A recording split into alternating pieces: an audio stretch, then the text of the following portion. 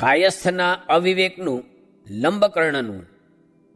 સ્વામિનારાયણ હરે સંવત 1884 આષાઢવદી એકાદશીને દિવસ સ્વામી શ્રી સહજાનજી મહારાજ શ્રી ગઢડા મધ્યે દાદા ખાચરના દરબારમાં ઉગમણી દ્વાર ઓરડાની ઓસરીએ વિરાજમાન હતા ને સર્વ શ્વેત વસ્ત્ર ધારણ કર્યા હતા ને મસ્તક ઉપર પાગમાં પુષ્પના તોરા ઝૂકી રહ્યા હતા ને કંઠને વિશે પુષ્પના હાર પહેર્યા હતા ને પોતાના મુખારવિંદની આગળ પરમહંસ તથા દેશ દેશના હરિભક્તની સભા ભરાઈને બેઠી હતી ને મુનિમંડળ કીર્તન ગાવતા હતા.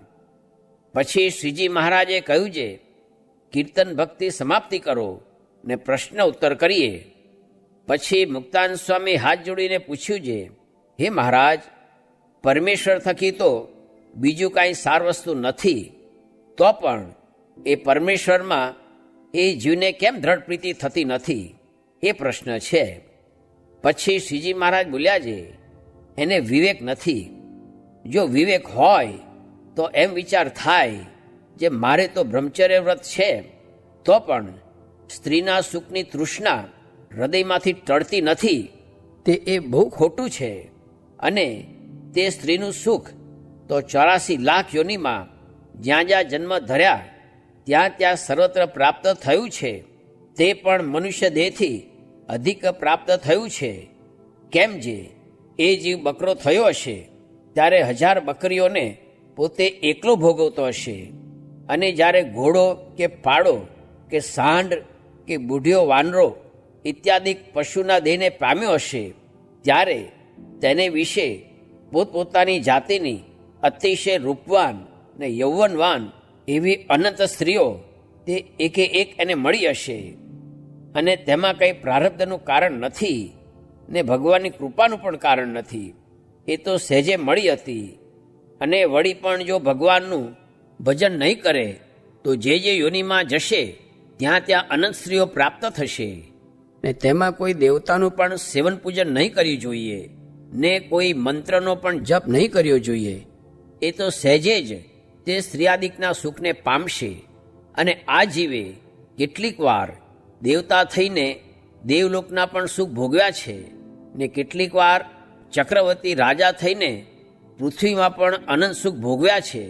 તો પણ એ જીવને સ્ત્રી આદિક જે પદાર્થ તેને ભોગવવાની તૃષ્ણા ટળતી નથી.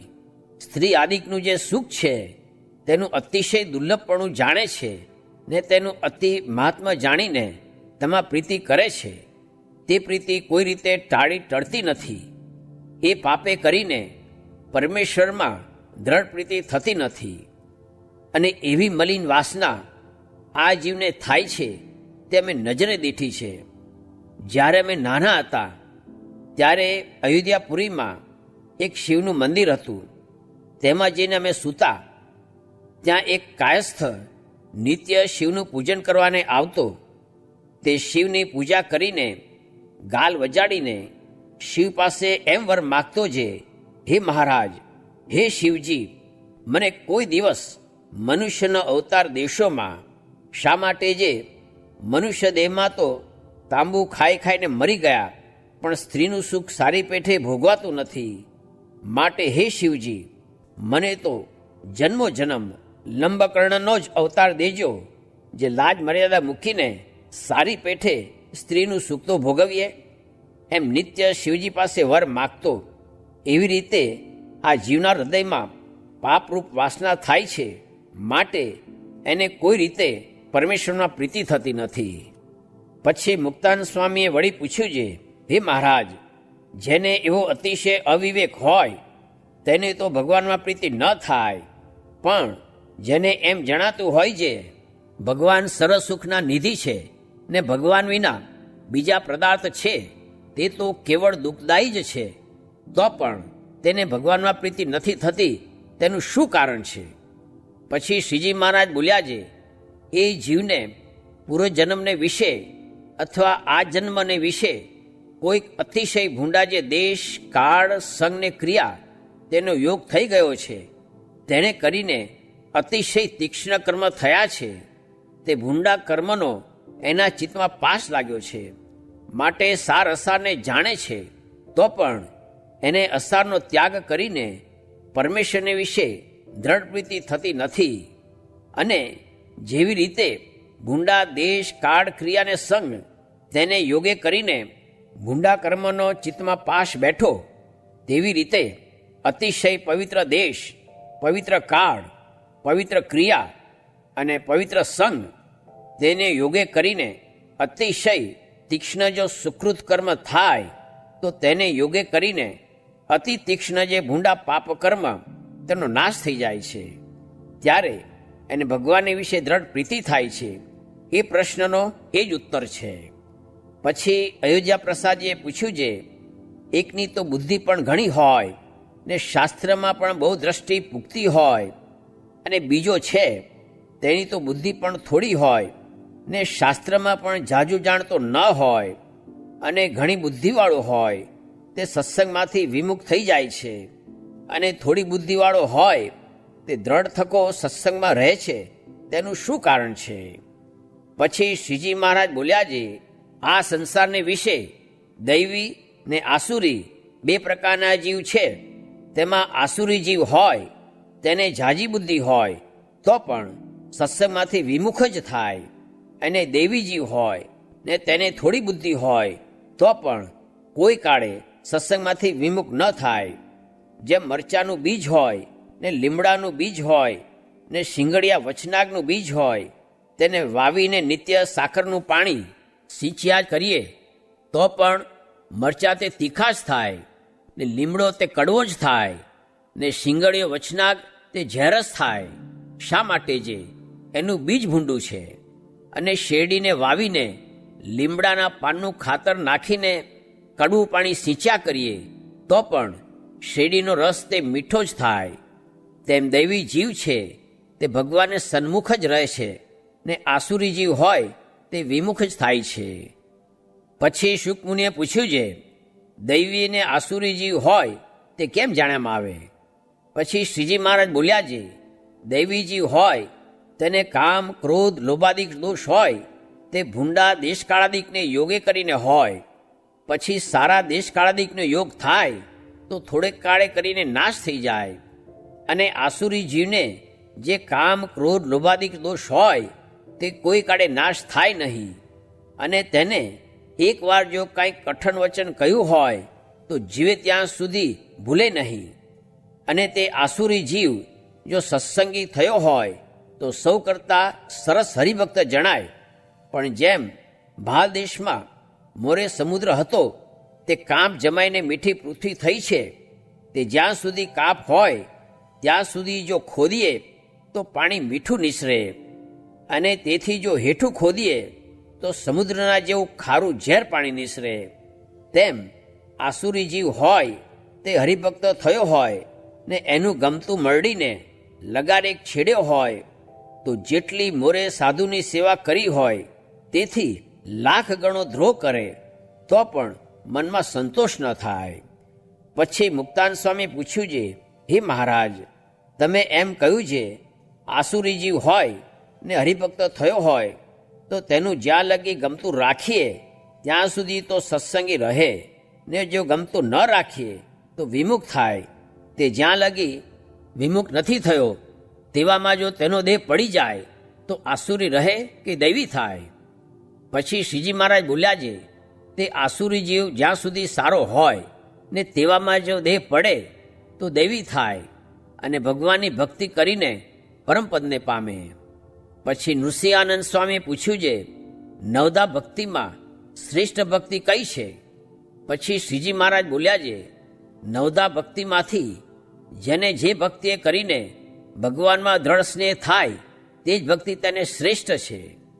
પછી ગોપાળાનંદ સ્વામીએ પૂછ્યું છે, જેને બાળ અવસ્થા હોય અથવા યૌવન અવસ્થા હોય તેને કેવા પુરુષનો સંગ રાખવો?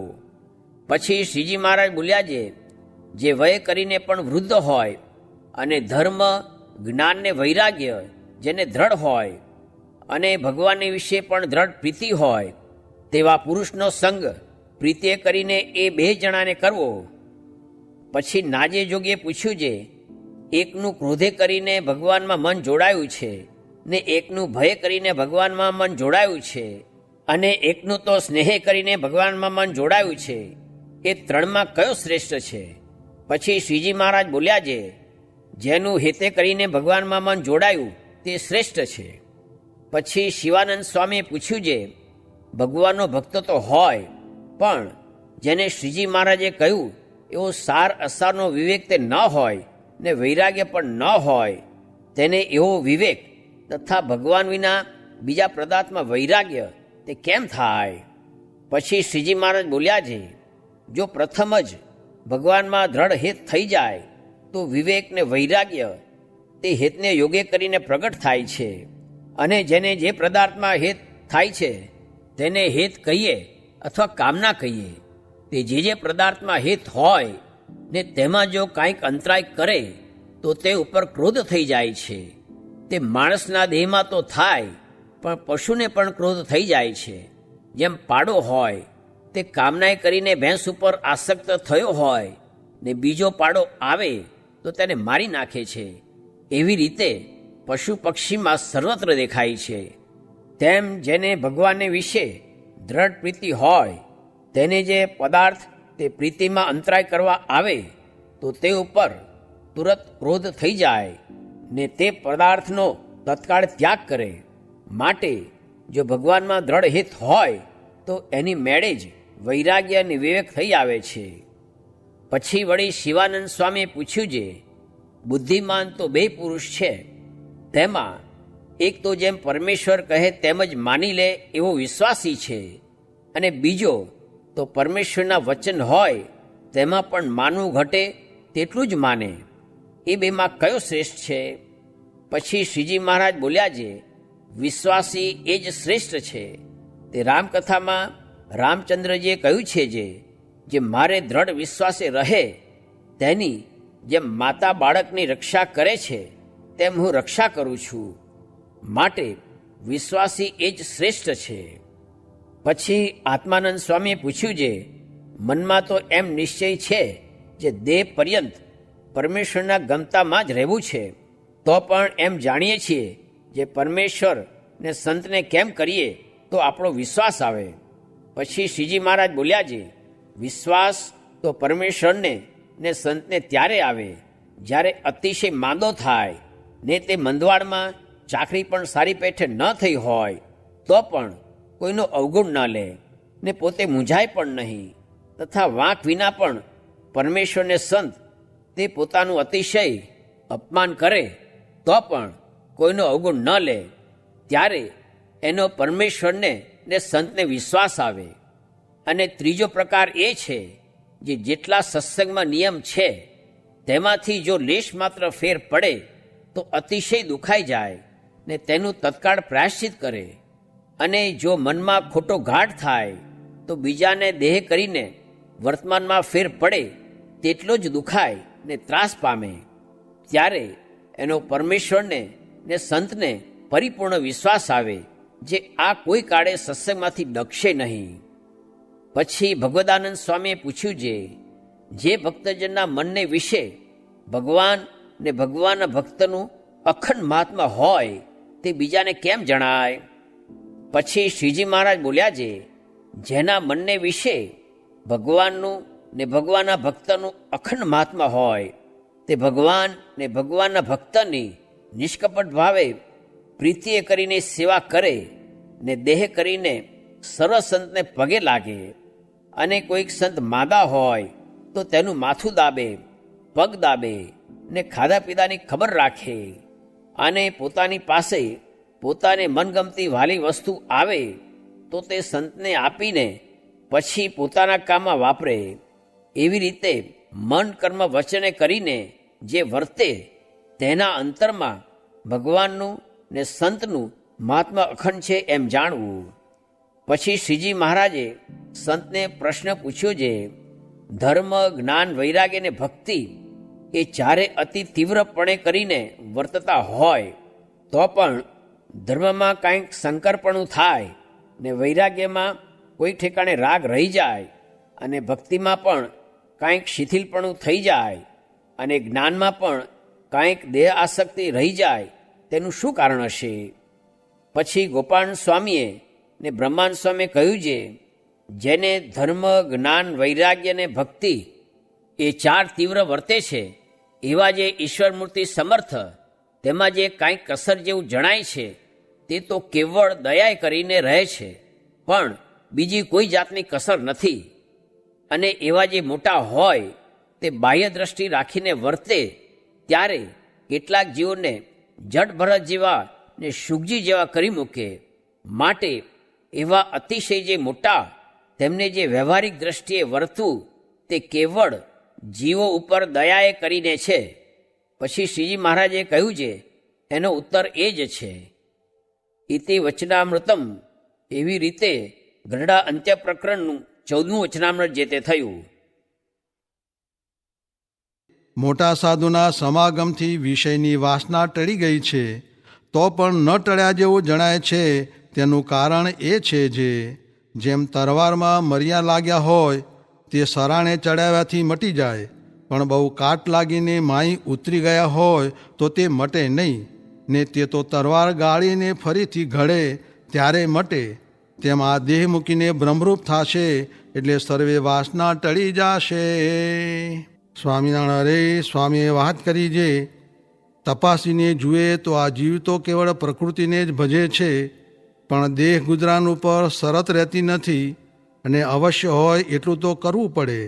પણ આ તો પ્રકૃતિને વશ થઈને બોલે છે, સાંભળે છે, જુએ છે, ખાય છે, ફરતો ફરે છે, બેસી રહે છે, સૂઈ રહે છે, ઇત્યાદિક સુવાણ કરે છે, પણ તેનો તપાસ કરતો નથી.